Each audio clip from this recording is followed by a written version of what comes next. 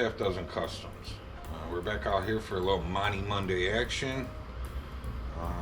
We left off in the last video with priming the exterior of this trunk lid, and I had said that maybe during the week we would get the inside primed, and we would be starting core support or bumper today, and that just didn't happen. So we're gonna get it primed today. Like I said, it's probably gonna be a short video. We're gonna start off with just some 80 grit on a DA, and we're gonna run over everything. You know, I think it's left off in a wire wheel, so we need to run over everything with the DA, make sure it's all cleaned up. There's a couple of hot spots that showed up. Make sure that those get cleaned up, and we're gonna blow a couple coats of primer on it, and that'll be the video. So do need to clean up where the latch was. That was the only thing that didn't get sandblasted or sanded or anything like that. We're just gonna run over it with the DA. It is what it is. Like I said, the latch may or may not be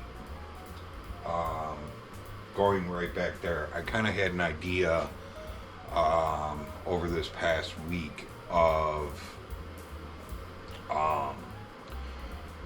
maybe reversing the latch setup and actually put the hook here and put the latch on the car. You know, before the latch was on the trunk lid and the hook is on the car. So switch it around, make something, put the hook up here, and then put the latch on the car itself. And the Monte Carlo has a flip down license plate to put your gas in. That's where the gas filler is behind the license plate. So put the key there, you flip down your license plate, and there's your key to pop your trunk. So now that'll be a later project. We will figure that out. But I think that I can make a plate, just like I was saying a couple videos ago, that I was going to get an electronic latch, and we were going to make a plate that mounted to the stock location on the trunk lid, and then the new electronic latch would mount to that plate if the latch we get doesn't bolt right up to it. Like I said, they don't make electronic latches for this. So, but I had that idea of just switching everything around and putting the key behind the license plate. And you know, I don't have the trunk on the car. I haven't taken any measurements. I haven't looked into if that is even possible to do. Anything's possible. I'm sure I can make it work. That'll be a later project, but one day we will figure that out, and I think that is an awesome idea. Then I don't have to worry about trying to make a latch fit on here that doesn't belong to the vehicle, and I don't have to worry about running an electrical back there and having, you know, if something fails with those electronics, no way to get into the trunk. So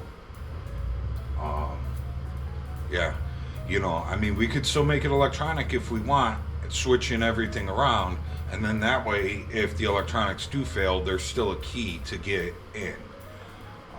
So, you know, maybe we'll do that and go that route, and then we don't have to try and fish wiring all the way up through the trunk lid either. That hassle will be taken out, and it'll look cleaner because you don't have a wiring loom that comes up your hinge, you know, up to the trunk, and you know, everything would stay underneath the carpet in the back of the trunk. It would be a much cleaner look. So but anyways, enough chit-chatting. Let me get the DA, let me kick on the compressor, and we'll start getting this all cleaned up.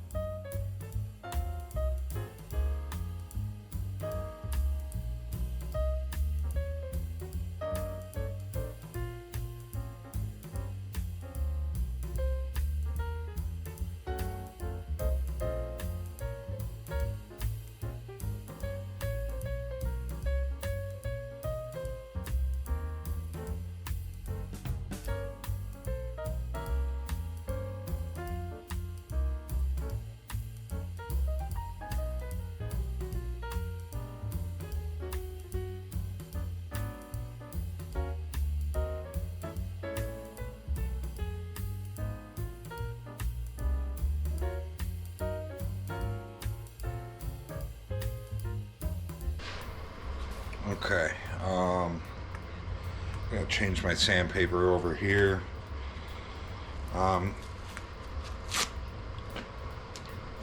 You guys see what we're going through. I'll check back in a little bit when we're a little further along.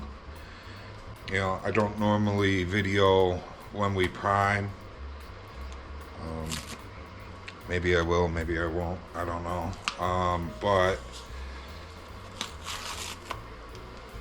we will definitely check back in and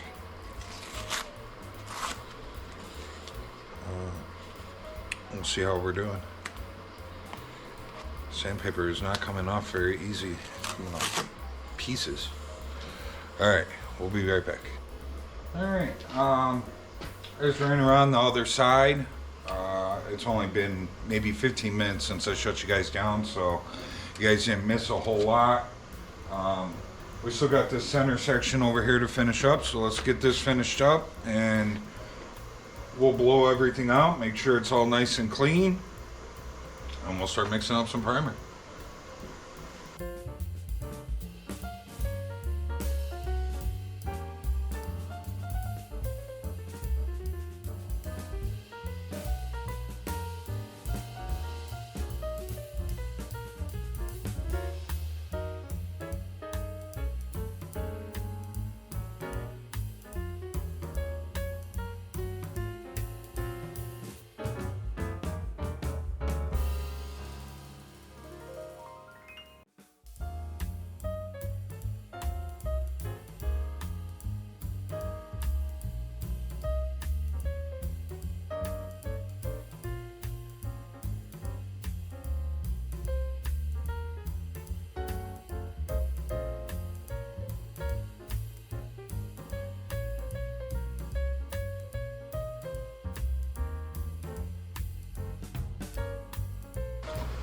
Okay, I think we got it all cleaned up.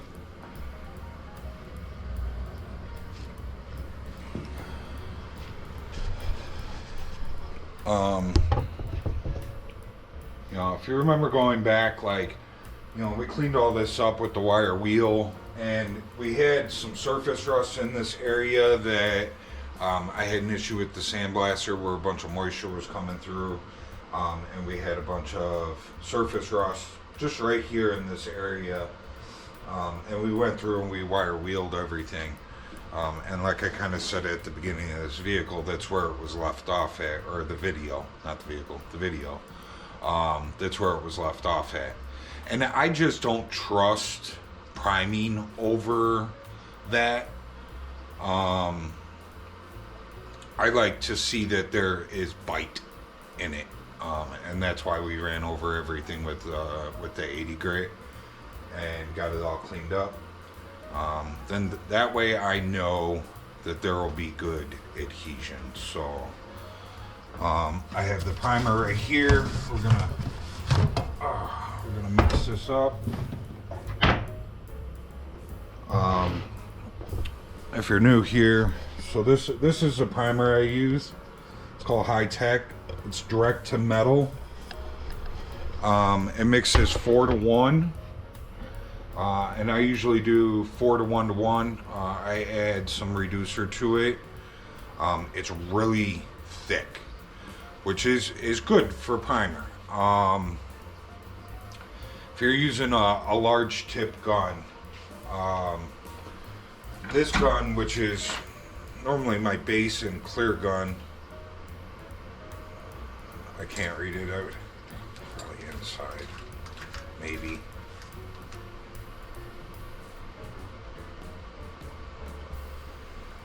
If it's on here somewhere, I don't see it. But this being my base and my clear gun, I don't really put primer on super heavy. So that is why I thin it out. That's a Mako spray gun. I used to, when I grew up, there was a paint shop that was right around the corner from my house, and they had they had spray guns there that were cheap. They were probably about 100 or so dollars, 120 towards the end. You know, they had went up. I think in the beginning I was paying like 80 for them, and it looked like it said M stand or M stand. It was capital M, capital STAN. It may have been star, but the way it was written in cursive, and it looked like an N to me at the end. But I think it was M Star was the brand name of the gun, and that's what I grew up on. That's what I learned on. I loved those guns. And then they disappeared, and this is probably like after 10 years of me using them, they just disappeared and I couldn't find them anymore.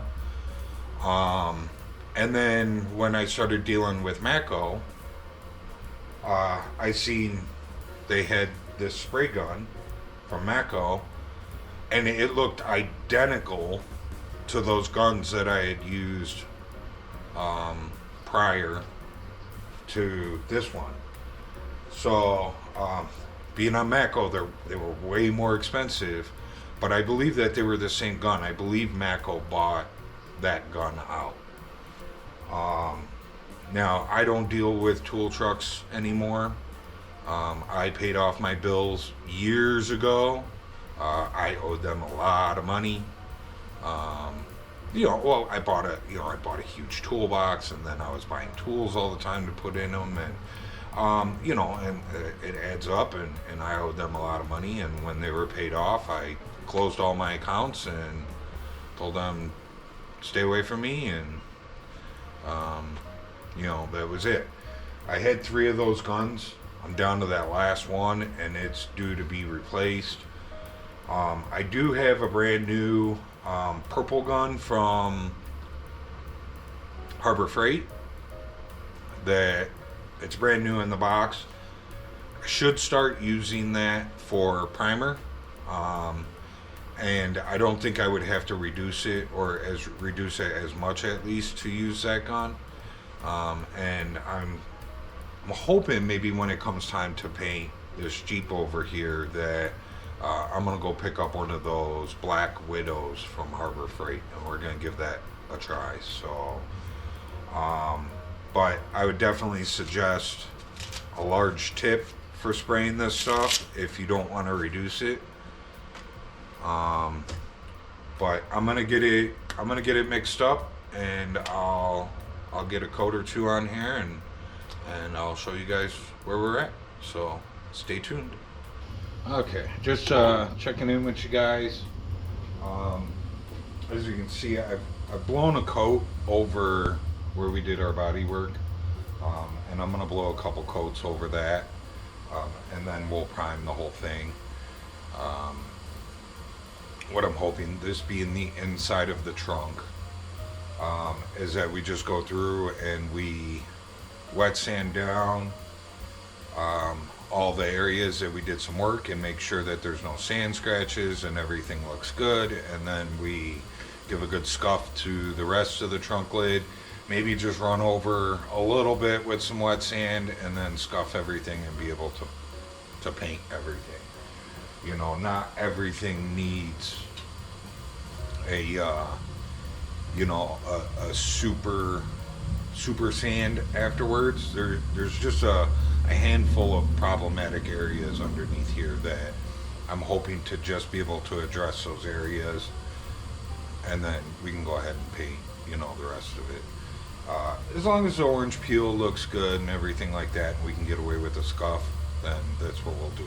If we gotta wet sand it all, we gotta wet sand it all. But there's a lot of nooks and crannies and creases and everything, and water can get down underneath and all that, and it's just a huge mess when you're wet sanding underneath a trunk lid or a hood or anything like that. So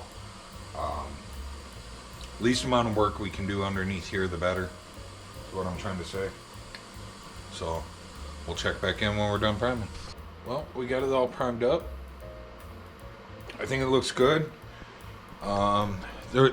just, you know, a couple things that I noticed, like, you know, there's a little pinhole right there on the edge, and then right there it looked like it needed to be sanded a little bit more. There's a little spot right there that looks like maybe it needed a little more filler, but I see one on the other side that is very similar to that we didn't do any body work over there, so it just kind of looks like it's part of the stamping. There was a few spots where some stuff blew out from underneath. All the vacuuming and blowing out that we did of this thing, you know, we still had some stuff blow out. I tried to pick it out the best that I could, but at some point I had to just stop because I was making more of a mess than the junk that was flying out. But I think it looks good. We did miss 2 little dings or 3 little dings right here, and then there's one right there, which that one I had seen and didn't do anything with, but I didn't see these 3. So I don't even know if you guys can pick them up in the camera. But I think we'll be okay. You can see, like, right here on this, like, that's where I had something fly out and stick to it. So that's why I was saying, like, I just had to stop. But for the most part, I think it came out really good. It looks good. We'll just sand what needs to be sanded, and we'll scuff up the rest, and we'll get it painted. I don't think that we're going to be getting anything painted anytime soon on this. We just went 2 weeks ago maybe to my paint shop. My paint shop's still out in Chicago. I've been dealing with them for 20 years, and I'll deal with them as long as I can. So we just went out there a couple weeks ago, and I was going to pick up some paint for this so that we could, like, paint the firewall. We could have jammed the inside of the trunk. We need to, you know, get that core support ready, and I would like to paint that. You know, just some stuff that we can get painted. Like, I'd like to start getting some stuff painted, even though we got so much more work to do to that car. Every little bit that we get, you know, knocked out, you know, it's going black, so black is going to match. It doesn't need to be all painted together. So, like, as we get the bumpers done, I mean, we can get those painted. But when we went there, we were going to pick up some paint, and for a quart, it was like $120. And, you know, I remember years ago, it's been a while since I've had to buy some black, but you used to be able to get a whole gallon for that price, or maybe a little bit more, but still, like, $120 for a quart. Like, I want to say I have a quart up here that has just a little bit left in it, not enough to do anything with. I use it for airbrushing when I do some airbrushing, and, you know, I want to say I bought that 6 years ago. Like I said, I just use it for airbrushing, but I want to say I paid like $60 or $70 for that quart. So it's doubled in price. A gallon was just under 500, I believe. So, you know, had it been, you know, 70 or 80 bucks, I would have grabbed a quart a couple weeks ago. And we would have started getting some stuff painted. But for 120 bucks, I'm just gonna wait, and we'll just buy. When we have the money, we're just gonna buy a gallon, and we'll probably buy a gallon and a couple quarts. Maybe 2 gallons. I don't know. Usually I try and get 2 gallons when I'm painting a complete car, jams and all. So, you know, we'll see. And usually I end up using like a gallon and a half. So we'll see. Not yet. Not ready to pull the trigger on the base coat quite yet. But if I can get some, I will, and we'll start painting some stuff. So, like I said in last video, I was hoping to get this primed throughout the week, and that didn't happen. So next Monday,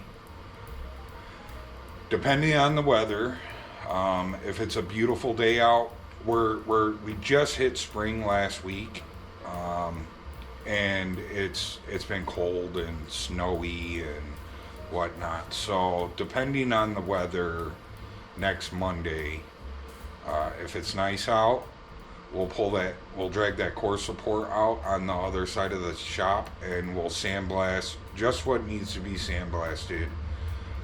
And then I had said that, like, because there's some rot in it, but I'm not planning on like cutting it out or anything like that. I just want to sandblast it, clean it up, and maybe we'll cut a piece of metal to cover over that rot, and we'll tack it in place. We'll do that, and then we'll blow some primer over any bare metal that's on it. I'm not going to prime the whole thing. We're not sandblasting the whole thing. We'll just sandblast what needs to be sandblasted. We'll scuff it up. We'll clean it up. We'll prime what needs to be primed. And then that'll be ready for paint. If the weather is kind of chilly out or whatnot, or raining, or snowing, we'll pull that bumper in, that rear bumper, and we'll start, or the bumpers, and we'll start getting those cleaned up. I need to order some urethane bumper repair to repair that area where they had cut it out for the hitch. So I want to say it's only like an area that's like this big, and they make this yellow, well, it was yellow last time I used it, and it's this like mesh tape, almost looks like a screen door style mesh tape, like what's on your screen door, and it's sticky. And we'll grind up the back area, and we'll put that across the back, and then we'll fill it with the urethane bumper repair, and we'll do that on the back side, and that doesn't have to look very pretty because it's on the back side. And then once all that hardens, we'll flip it over, we'll go to the front, and we'll do the same thing. We'll clean it up, and we'll put the mesh tape there, and then we'll put the urethane repair over the top of that mesh tape, and then it just gets grinded down and body worked out like you would normally body work anything out. And we'll just have to be, careful with that area. It's down on the bottom. You won't really ever see it, but when we go to put the car together, we'll have to be careful not to twist or anything like that, trying to get that bumper back on, and hopefully we'll be okay and good to go. And if I ever come across a good bumper, we'll pick it up and we'll swap it out. But I think that's it for tonight. So next week, core support or bumpers. And yeah, I don't know. After, not that I want to keep talking, but after we get the core support and the bumpers ready, I think we're gonna maybe work on getting the motor and trans installed. We may have to take it back out to paint that firewall. That's why I was kind of hoping to get some paint a couple weeks ago when we went. But if we can get it in and get it installed, at least that step is done, and then we can just pull it out, paint the firewall, and put it back in. So but I'm thinking that that's probably the direction that we're gonna head, and hopefully sometime in that same vicinity, maybe do some suspension work, maybe start getting that front end put back together so that the car is movable again, because right now we can't move it. So, but anyways, I will see you guys in the next one. Remember to like, subscribe, share, leave a comment, and we will see you next Monday. I'm out.